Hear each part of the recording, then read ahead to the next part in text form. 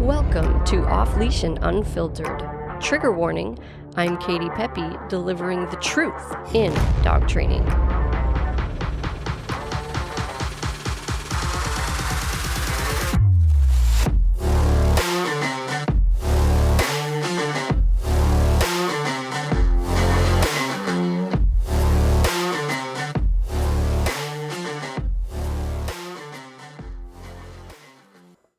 Hey, this is your host, Katie Pepe, owner of Diamond Canine Dog Training in Biddeford, Maine. For those of you that are new here, we specialize in e-collar training, so we help dogs listen, off-leash, and around distractions, or if your dog's being an absolute total jerk, well, we can help with that too. We do it all, and we do puppy training too.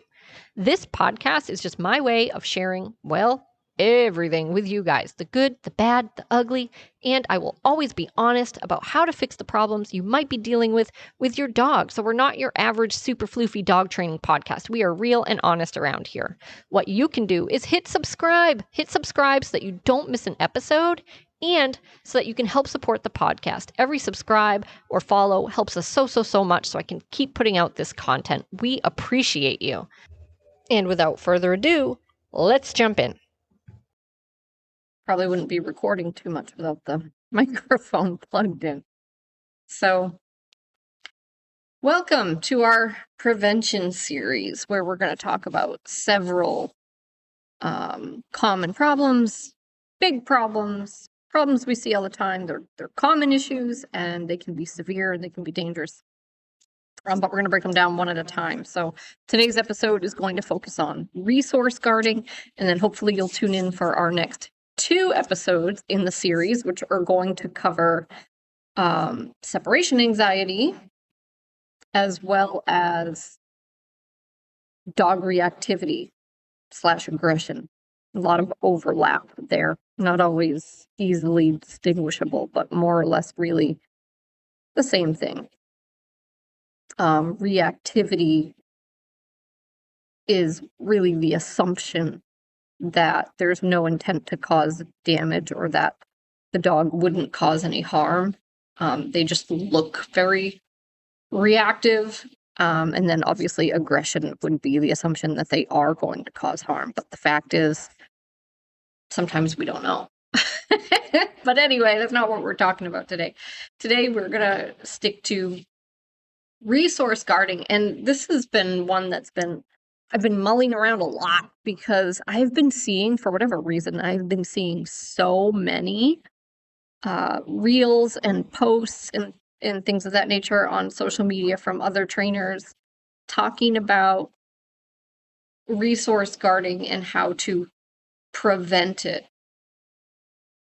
And I think that's a little misleading because I don't think you can always prevent it, but I'm going to talk about the things you can do that are most likely to prevent it and what to do if you see it.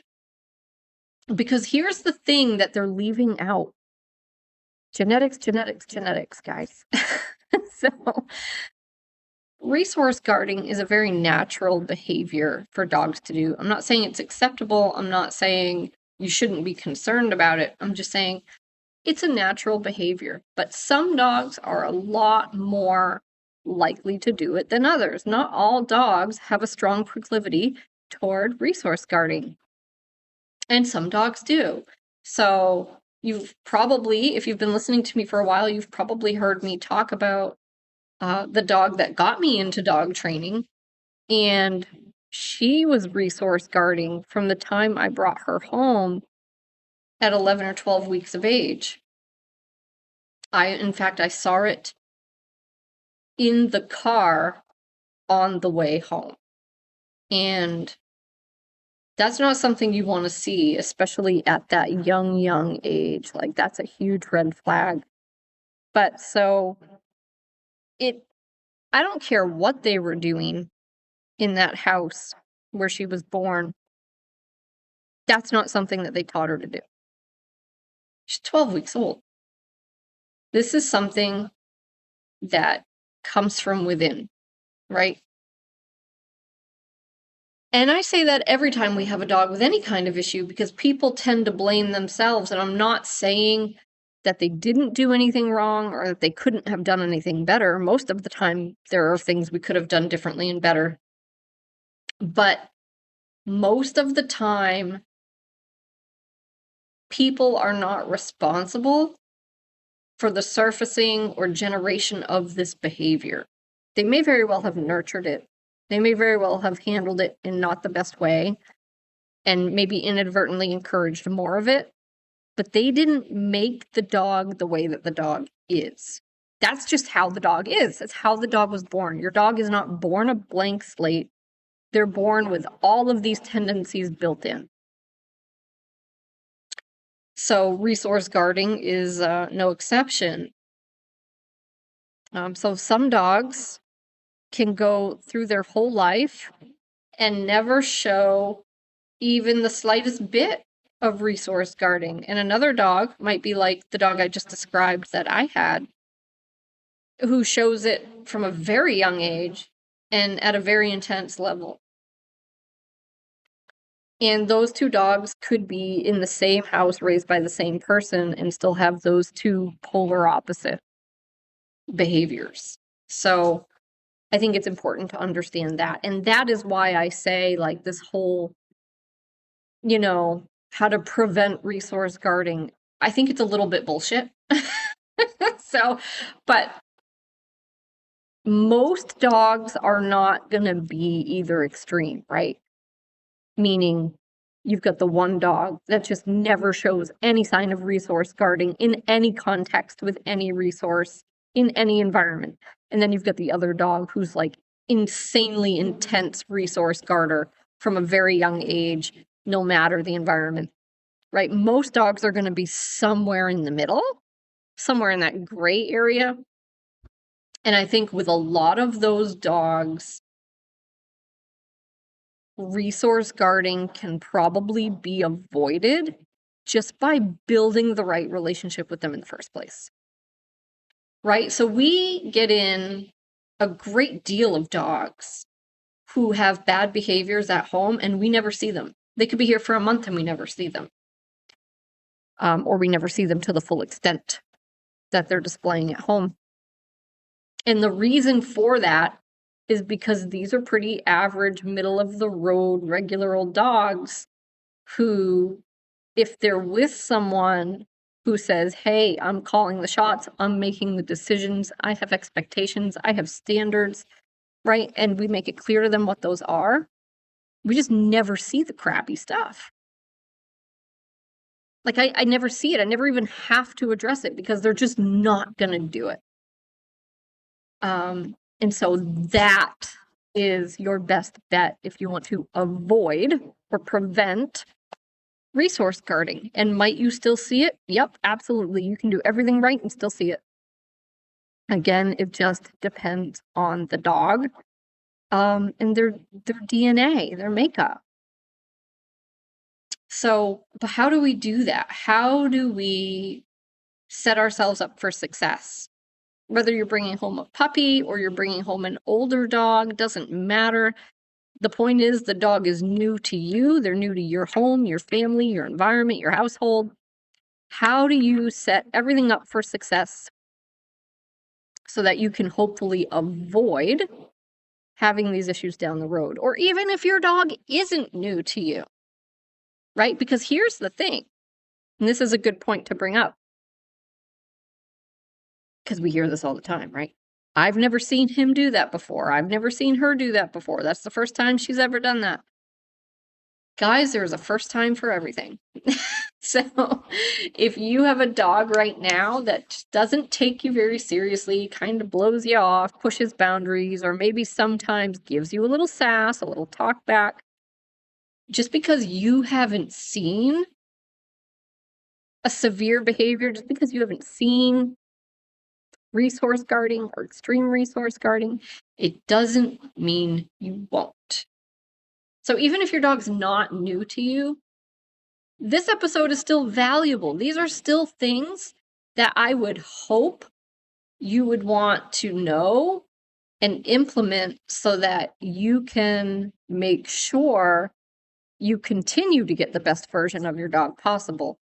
Because this is a thing a lot of folks have a hard time wrapping their head around, guys. Behavior is not stationary. It's not permanent. It doesn't just sit still. We like to think that it does, right? And then when we see someone, especially our dogs, do something new out of the blue, we're like just totally baffled. We don't get it. We don't understand it. We don't know why, right? We're beating ourselves over the head because it's like that's just reality. Behavior changes. So yeah, most of the time we have our norm, right? The things that are normal for us. We have our routine, we have our patterns, especially as humans. A lot of us are creatures of habit. But sometimes they change, don't they? And sometimes it's an intentional change. But sometimes we just do something different and we don't know why. And that's normal, right? But once we do it once, we're more likely to do it again, right? And that's how new habits are formed. Behavior can just spontaneously generate, right? If it's in there somewhere in your DNA, the ability to do something, your brain could at any moment say, let's do this. And your dog is no different. And considering a dog doesn't have the ability to think things through, really, right? They can make associations, but they can't sit there and contemplate something in different scenarios and ways things could pan out, right? They're not doing that. They're not weighing that. It just takes a split second for the brain to say, hey, let's try this. And then you're off to the races. And I think it pays to remember that it can just generate anytime. And once it happens, it's more likely to happen again. And that's true each time it happens. The likelihood of it happening again increases, and the intensity will also increase. Right? So frequency and intensity increase most likely with every repetition of the behavior. So how do you build a relationship with your dog where you're not so likely to see resource guarding, right? So again, this isn't going to prevent them all, but man, this is going to comb out a great deal of the dogs who have it in there to resource guard, but they're not crazy resource guarders, right? They're not like the pup that I had that was 12 weeks old and was like, I cut you. And it was over something silly. She was chewing on something, but it wasn't, it wasn't like a raw meaty bone. In fact, it was like some kind of wiring in the car, which is why I was trying to get her away from it. But it was nothing that you would think is incredibly enticing, right? So for the vast majority of folks, if you do these things, there's a high likelihood you're never going to see resource guarding, even if your dog has it in there. So yeah, we want to do those things. So here they are. And I mean, if you've been listening to my stuff, a lot of these things are not going to be news to you, but hopefully, kind of hearing it again, it'll start to paint a clear picture for you how all these things are kind of tied together, and also why we push these things so much and why we believe in them so much and why we have the success that we do with the dogs that we bring in. So right off the bat, number one is structure and reducing your dog's autonomy, right? So you bring home a new dog, or you have a dog that's been with you for a long time. If they are always walking around doing their own thing, making their own choices, that's a mistake. That's not ideal. So what I mean by that is we really want your dog rehearsing, doing what you tell them to do, respecting boundaries, and having you control space. So what that might look like, at a minimum, is putting your dog in a crate, probably at least when you're not home and when you're asleep, right? And that's still, in my opinion, not enough structure, especially if you have a dog that does have anything behavioral going on.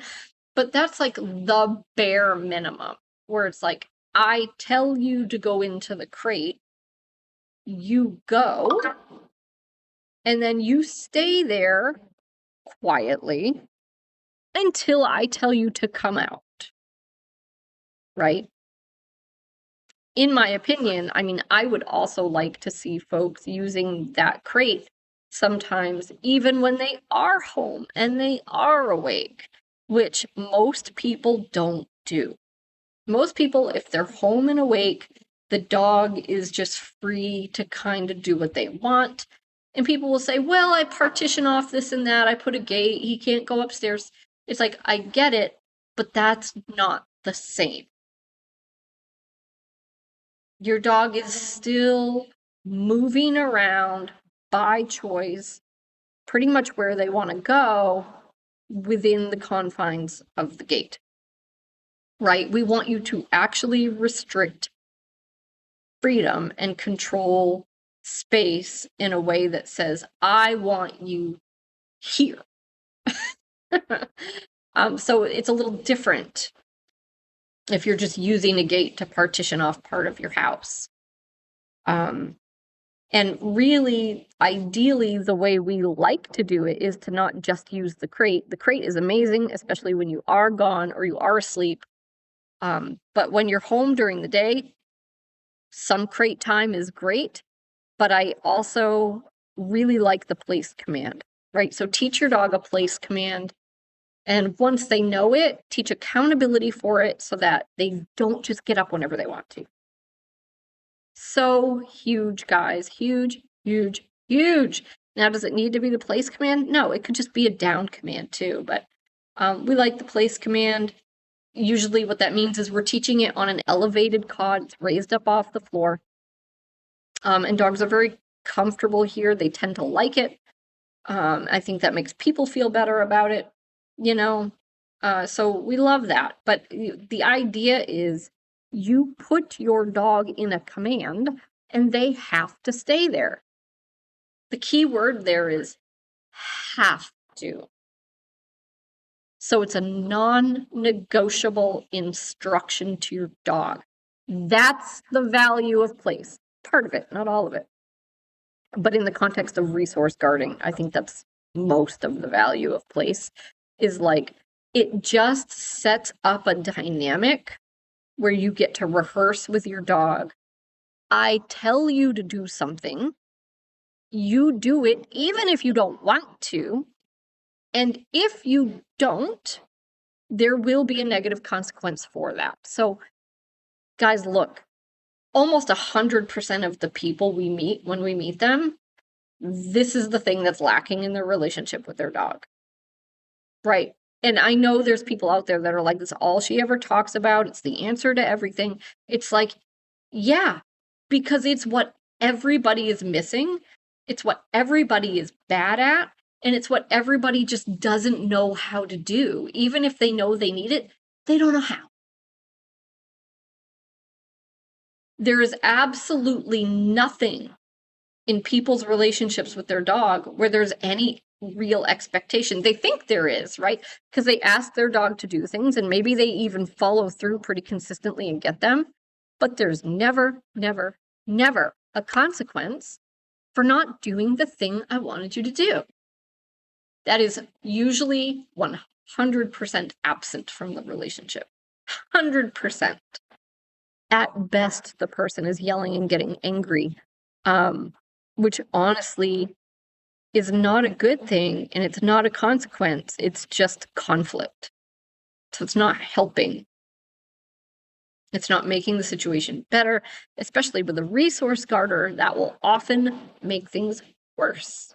So that place command is a little bit better than the crate, at least when you're home and awake and you're watching, because the dog has to respect that boundary. They have to choose to stay there, even if they don't want to. And that's huge, because if you put them in a crate and you shut the door, well, they have to stay in there, right? They don't really have a choice. So, I mean, if your dog freaks out in the crate, getting them to calm down, like that's probably the first step, getting them to stay in there willingly, right? But once they can do that, Getting them to stay on place willingly would be the next thing, because there's no real wall, right? It's an invisible wall that they have to respect. It's just you telling them, I want you to stay here, and then they do it. Right? No physical boundary, no being tied back with a leash, although we do recommend tie backs when you're working on the training process. But there's no physical management, right? We're not managing the dog, we're training the dog. They have to choose to stay there. And if they don't, there is a negative consequence. And I'm going to add my little side note here, guys, like I always do. You got to go through the training process, right? So if you don't know how to do that, you got to figure that piece out first. Your dog, you can't punish your dog for non-compliance for something that they don't understand. However, I will say a lot of people go through the training process, even go home from private lessons or board and train, and sometimes are cutting their dogs way too much slack because the dog is trained and they do know it.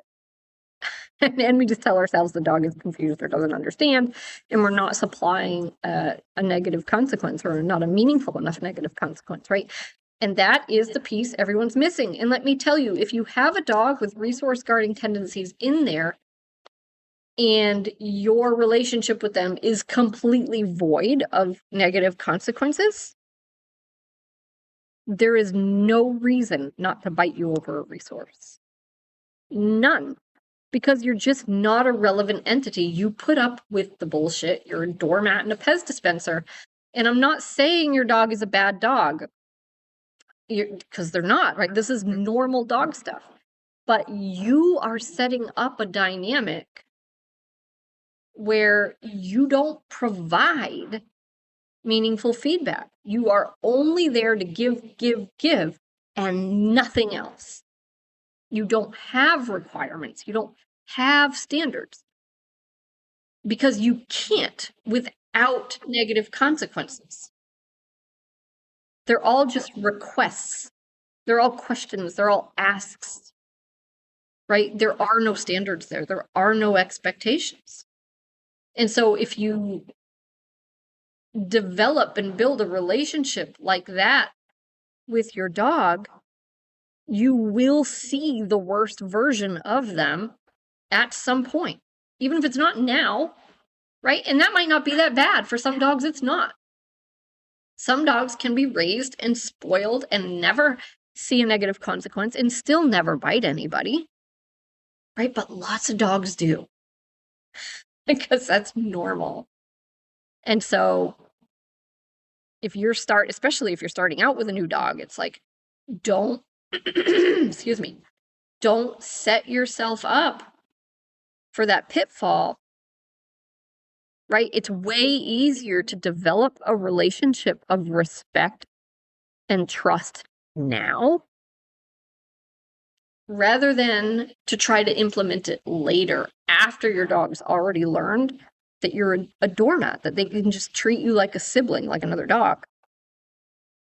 Much rather you built that relationship from the start. And one of the biggest ways that you do that is through the use of structure with your kennel, with your place command, and having real expectations and consequences around that. Meaning, if I tell you to go into the kennel, you go. While you're in there, you're quiet. You don't come out until I tell you, which means if I open the door, you don't bolt out. When I open the door, you wait until I invite you out. Right? If I tell you to go to place, you go.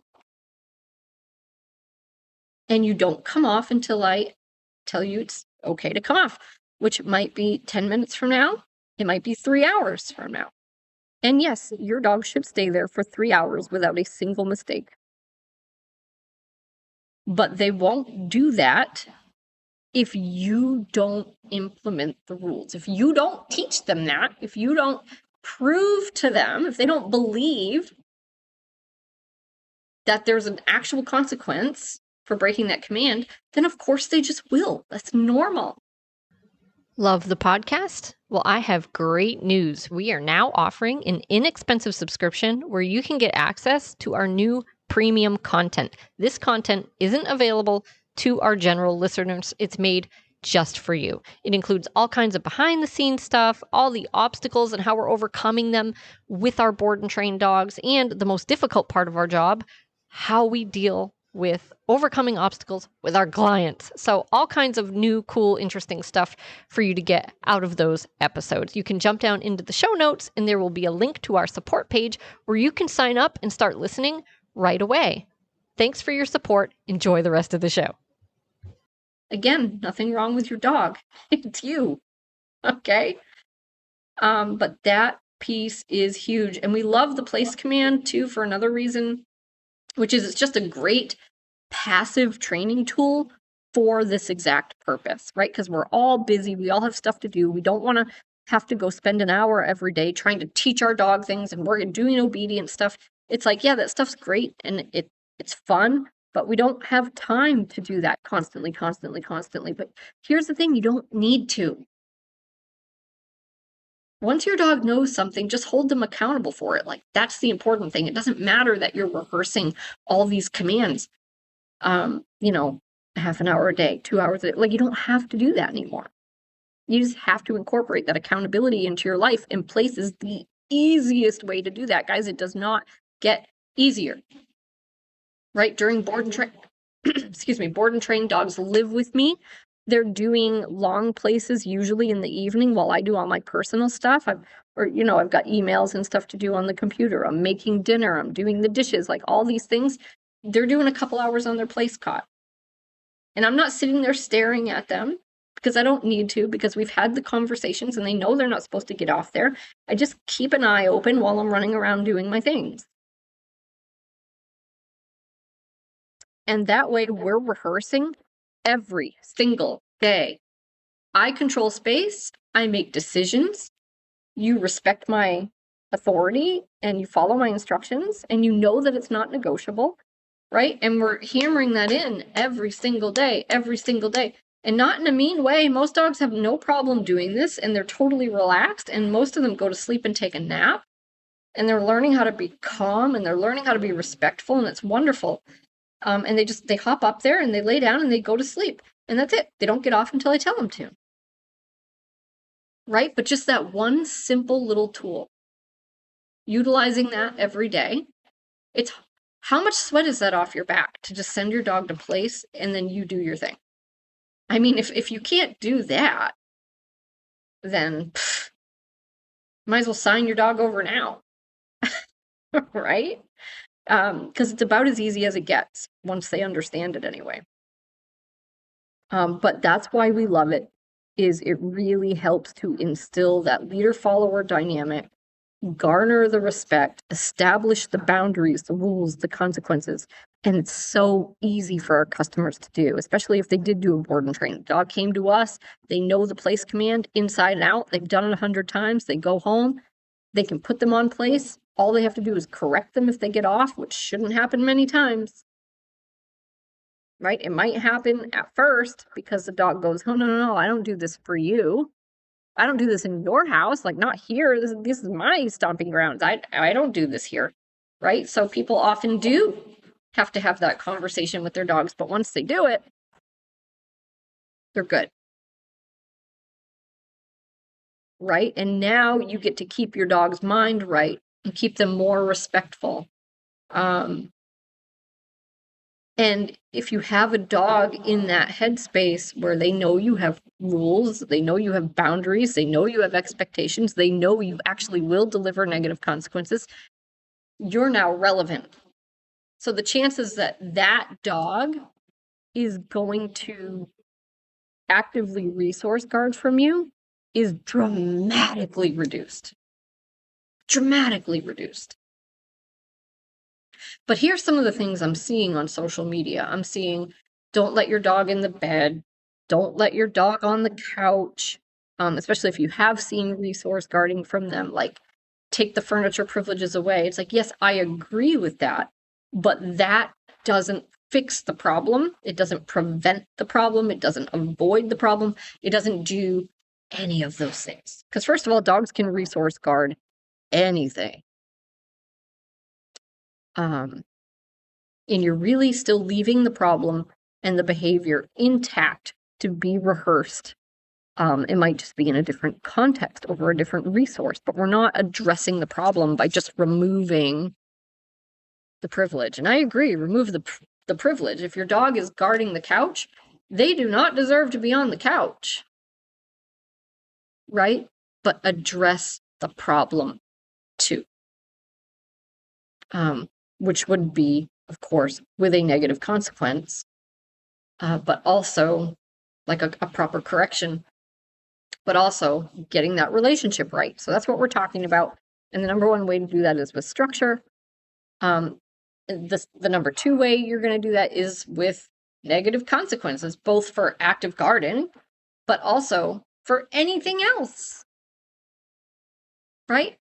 Very few people are going to tell me, oh, my dog will bite me if I get too close to their food, but there's no problems in any other context. Like, that just doesn't happen, guys. I mean, even the really good dogs that behaviorally have no real issues, like, if you sit there and you talk to people long enough, there's a laundry list of little things their dog does that are annoying, right? So if you have a dog that's willing to bite you or threaten to bite you over space or food or toys, I'm sure there are other things that are happening that you should be addressing, right? So if your dog steals socks, like, you need to have a conversation with your dog that says, hey, no, you can't do that, and you need to deliver a correction for that. If your dog blows you off when you tell them to lay down, assuming, again, that they understand what it means, that should be a correction. If your dog likes to look out the window for things to bark at, like, that should be a correction. If they jump on people, if they get into the trash, if they counter surf, all of these things. When you reach for a stick, like you're outside, you want to play with them, and you reach for a stick to throw a stick, or you reach for a ball, if they go for it the moment you go for it, that's a correction, right? So any of these little moments where your dog is being super rude, that should be a correction. So I can come up with a million of these. A million. And so people might think, oh, she must be at home just correcting her dogs constantly. No, I'm not. I'm not at all, because it felt that way a little while with the pug, because he's not the brightest bulb on the tree. Took him a little while. It took me a little while to adjust to the intensity he needed. But at any rate, I'm not, because we've had the conversations and they've been meaningful conversations. I'm not nagging. I'm not just poking my dog every time they do something I don't like. I'm telling them very clearly, do not do that, right? I'm marking it with a no, I'm following up with a meaningful correction, and I'm knocking those behaviors out so they don't do them anymore. My dogs don't jump on people. They don't bolt outdoors. They don't grab food that I drop on the floor. They don't do any of that stuff. Right? So I have a relationship with my dogs where they go, she's up there, I'm down here, and she is the provider of everything, good and bad.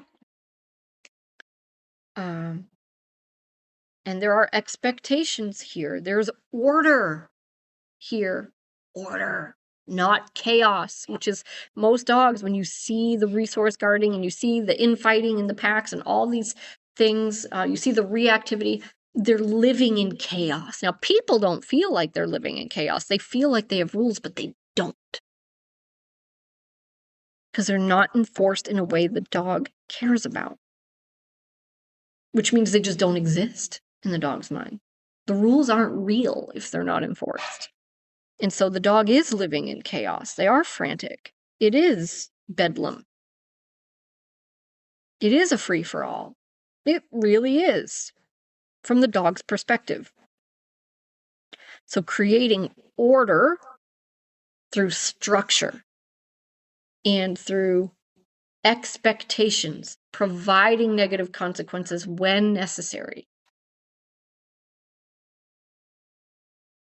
And sure, coupled with reinforcement for things that you like, right? That's great. The problem is most people are already doing that. Most people have done too much of that.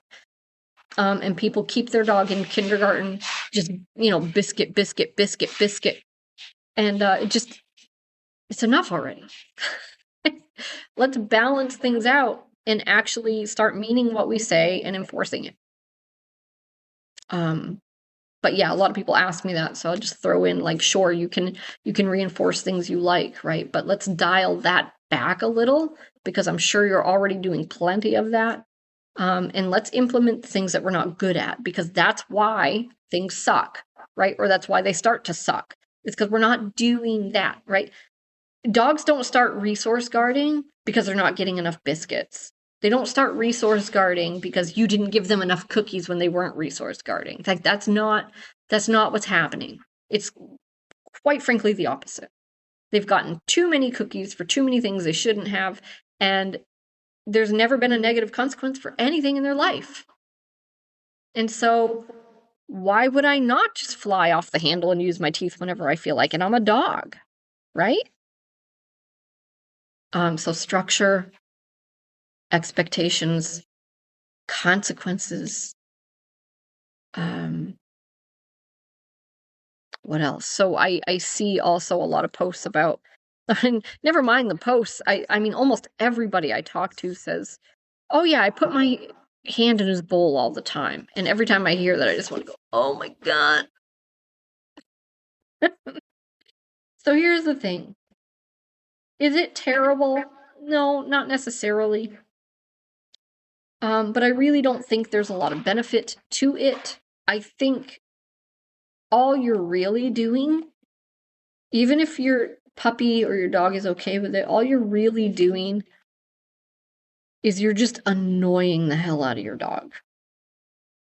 And how is that actually beneficial? Like, what kind of change does that really create? Or what does that really prevent? And the answer is nothing. It doesn't. I feel like best case scenario, yeah, your dog is getting used to you doing that, which I guess could be somewhat beneficial. But the fact is, it's not going to change their DNA. It's not going to change the behaviors that are wired in there. And I don't feel it makes them any less likely to resource guard later as they go through maturity and all these behaviors start to come to the surface, which is what usually happens. By the way, dogs get to be 6, 8, 12 months of age. Certainly 12 to 18, we're really kicking things into high gear. And that's when we start to see the stuff. And then we try to look for something that caused it.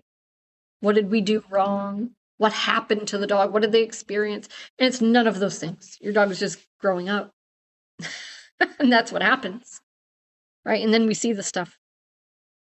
But so you sticking your hand in the bowl over and over again when they're a puppy, honestly, I think with some dogs, maybe it helps a little, but I think with some dogs, it may even make it worse, because what you're doing is you're setting up a pattern where I feed you and then I annoy you. I feed you and then I annoy you. I feed you and then I annoy you. If you see me coming, it means I'm going to stick my hand in your bowl and annoy you. So think about it from the perspective, if you do have a dog that has a strong proclivity toward guarding, right? And you're just not seeing it yet because they're too young or something of that nature. Then as your dog gets older and moves into maturity, they're almost more likely to exhibit it because you've set up this pattern of annoying them. Okay, so it's all sort of speculation, right? There's no way to really sort all of this out one way or the other and know for sure. But that would make sense to me. So another protocol that I've heard of, and that I've, thought about a lot, is the approach the bowl and give the dog something high value. This one I actually kind of like. Excuse me, struggling here. This one I kind of like. I wouldn't do it a ton, but I don't think it hurts to set up an association of person approaches the food bowl, they throw a piece of bacon or cheese or chicken at me, and they leave. I think there could be some value there. I don't think that by itself is good enough, right? Hopefully, I've already made that clear about, building the relationship, using the structure, using the negative consequences for things. But I also don't think it hurts, especially if you have a puppy, to set up that pattern.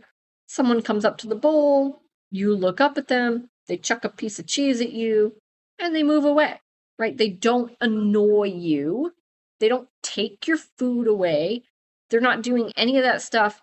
Person approaches, turns out to be a good thing. Person approaches, turns out to be a good thing. Person approaches, turns out to be a good thing. That might not be a bad pattern to set up. And I could get behind doing some patterning like that with your puppy. But I think it's important to understand that doesn't mean they won't guard later. That absolutely does not guarantee you're going to avoid resource guarding. Chances are, if you have a dog with a proclivity toward resource guarding, they're just going to do it. And you're going to have to address it when it happens. Unless, you've set up a relationship where they just know that shit won't fly. Right? Then you're less likely to see it. That's the thing that really makes you less likely to see it. But for fuck's sake, leave your dog alone when they're eating, for the most part. Okay, if you want to do a little bit of that patterning with the high value stuff, by the way, that's for a dog that doesn't have resource guarding issues yet. Right? That's not a protocol to fix resource guarding. Yeah. Although I'm not going to say there's never a place for it in that sense either. After relationship building, after punishment, there could be some counter conditioning there, right? But we're not going to get into that. Leave your dog alone when they're eating. If I had a dime for every time I heard, oh, we always stick our hand in the food bowl. Why? There's no good to come of that. There really just isn't. And it's just annoying. Like, let your dog eat their meal. You don't have to stick your hand in the bowl. You don't have to take their food away. You don't have to pet them and love on them while they're eating. And, I think it stems from, too, like, we just expect our dogs to be teddy bears, to be stuffed animals. And they're just not. They are dogs. They are animals. They're carnivores. They're predators. And I don't care how little and cute and fluffy your dog is, they're not a teddy bear. And they deserve better than that. Honor the dog. Respect the dog. Let the dog eat their fucking meal in peace. So, my preference, in case you care, is to feed dogs in their crates. People are so resistant to this. Of course, people are resistant to crates anyway. It's like, make the crate great again, people. Bring it back. Make it part of your life and part of your household. Your dog will thank you. They can go in there when you're sleeping. They can go in there when you leave. They can even go in there for periods of time during the day. Whether they go in there on their own or you tell them to go in there as part of your structure. But it's also where our dogs get all of their food and water, is in their crate. I especially recommend this in households where you have a lot of folks living, especially if there are kids, especially if there are multiple dogs, or even just other small animals, cats and things like that. Just feed your dog in their crate. And I'm not saying do that as a way of avoiding the problem or managing the problem if you have a problem. It's just where we feed all of our dogs. It is the safest place to feed a dog. There's low tension. There's low conflict. There's no risk, really, of anybody getting hurt, of something going sideways, of something unexpected happening. Like, even if you've never had a problem with resource guarding, as we discussed at the beginning of this episode, things change, things happen, behavior moves. Why? Why does your dog need to be eating in the middle of the kitchen with people walking around him? Why? Why? Just feed him in his crate. And also, that will add to the positivity of the crate, right? Because your dog's in there, that's where his meals come, which makes it even a nicer place to be. All right, we keep our water in there, and our dogs will go in and get a drink when they're free roaming. And that's where they get their meals, right? And I have 2 dogs, they can both eat their meals in peace, and they know no one's going to bother them. But at the same time, there's people milling around, there's animals milling around, other dogs, my training dogs might be out and about and moving by the crate. So they kind of get used to having other people and animals in close proximity, walking by them, looking at them, all these things, but yet there's no conflict. That's a beneficial thing to rehearse, right? But it's good for your dog to just be able to eat and everyone leaves them alone and there's no conflict and there's no threat and there's certainly no injuries. And it's low stress for the human too, right? And then you don't have to police things if you've got one dog that generally tries to go over and take from the other dog, or if you've got one dog that's obese and he goes and he cleans up after the other one. All of that is resolved with you eat in your crate. And we don't like leaving food around for grazing. If you have a dog that grazes, that's a big no-no, particularly for resource guarders. I mean, we don't like it ever for any dog. It tends to devalue the food in a sense because it's just always available. So a lot of dogs, like, they don't just eat when you give them food, right? Because it's just always there and they kind of graze. But dogs, yet, even though it's devalued, tend to eat a little more than they need, so they tend to get overweight. And it does increase the risk of resource guarding developing because that resource, food, is a high value resource, right? Even if you feel like your dog's not super food motivated or he's not super food driven at the moment, it doesn't change the fact that dogs absolutely need food to survive, which makes it a high value item. It increases the risk of resource guarding developing because it's always laying around. And especially if you have a multi-dog household and there's other dogs coming and eating out of that food dish, you never know if one day the brain is going to go, he's eating my food. Or I need that food. Or, hey, I'm hungry right now. Right? So it's like, we don't like that. But I do see too that dogs tend to be overweight when they're grazing. So I think it's more beneficial to feed them in their kennel, give them 15 minutes with their food. If they don't eat it, you just take it out, and then you can try again for dinner. Don't try again 2 hours later in the afternoon. Give it to them for dinner. Once they learn, like, the food goes away until the next meal time, they'll start to appreciate their meals more. They'll eat them when you give them to them, and you'll get into a better routine with more structure. Yeah, so that's the way we do it. Now that we've talked about the relationship building, the structure, the consequences for not doing the things you asked them to do, respecting your instruction, all these things, I do want to just talk about briefly how to recognize signs of guarding and what to do if you see it. So it's not always super obvious. I saw some pictures on Facebook the other day, not of somebody that I know personally, but it was a client of another dog trainer who was at a friend's house. The friend told her to go ahead and have a seat next to her dog on the couch. And she did. And she nearly lost an eye. So her face was ripped open, needed stitches, big swollen black eye. I mean, it was a mess. It was really ugly. And this is a dog that had never bitten anybody before. So, first of all, as I mentioned a minute ago, we need to start having more respect for dogs. I'm not saying you need to walk around terrified of dogs, but you need to remember that a dog is a dog is a dog. It is not a teddy bear, and they're all different. And if you don't know the dog, then you don't know the dog. And of course, in this case, it's a perfect example. the owners often don't know the dog, right? They know a version of the dog, right? They know how the dog is with them, maybe. Although even that can be questionable. But most owners don't accurately assess their dog's behavioral abilities, like the things that their dog is capable of. They do not, because they see this golden version of their dog. They're looking through rose-colored lenses.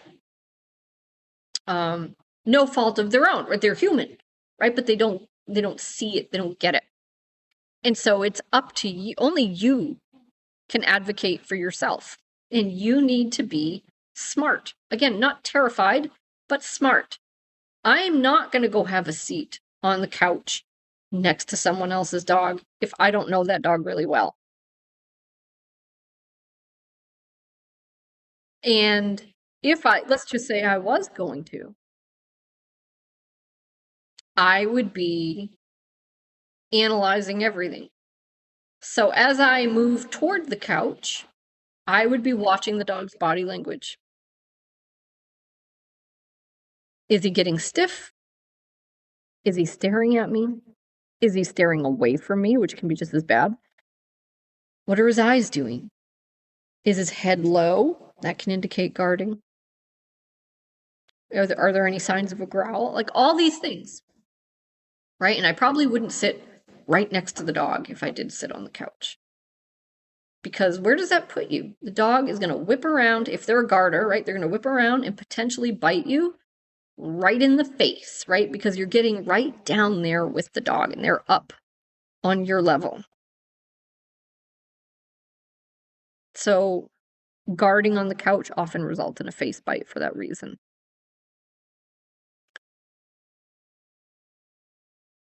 If you see stillness when your dog has a resource, that can be enough.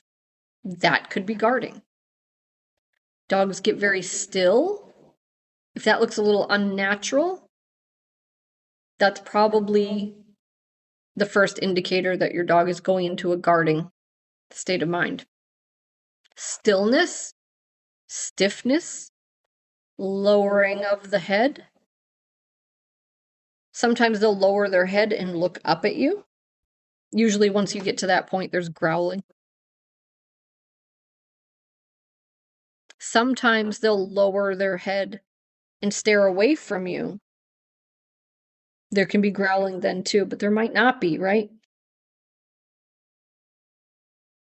But direct eye contact or making it a point not to make any eye contact, those can both be bad. But the stillness, the stiffness, the head lowering, and the staring, whether it's at you or away from you, usually if it's away from you, it's more indicative of a dog that doesn't want conflict, but they're still telling you they'll do it. They'll stand their ground. Whereas if you have a dog that's making eye contact with you, they're a little more saying, let's go, I'm ready. Right? But they're both bite risks. And then growling is obvious. I think snapping is obvious. Snarling is obvious, right? If they're showing their teeth. Eyes getting real big. Oftentimes this is called whale eye because you can see the whites around the edges of their eye. I just don't like the term. I think it's stupid, but big eyes, definitely. So some dogs it's more obvious than others, but I think those dogs that just kind of get still and stiff, it gets missed entirely, and then people say they just snapped, they just turned, and they didn't. They were telling you they were uncomfortable. And I'm not making excuses for them. I'm just saying we didn't do a good job of really knowing our dog, of respecting them as a dog, like knowing what they're capable of and reading the room. There was work to be done there, and we missed it. We missed it. So, but you don't have to worry as much about being an expert in body language if you build the relationship with your dog that's one of mutual respect. I respect that you're a dog. I honor you as a dog. I understand what you're capable of and that you don't have a moral compass. I want you to eat your meals in peace. I want it to be low conflict.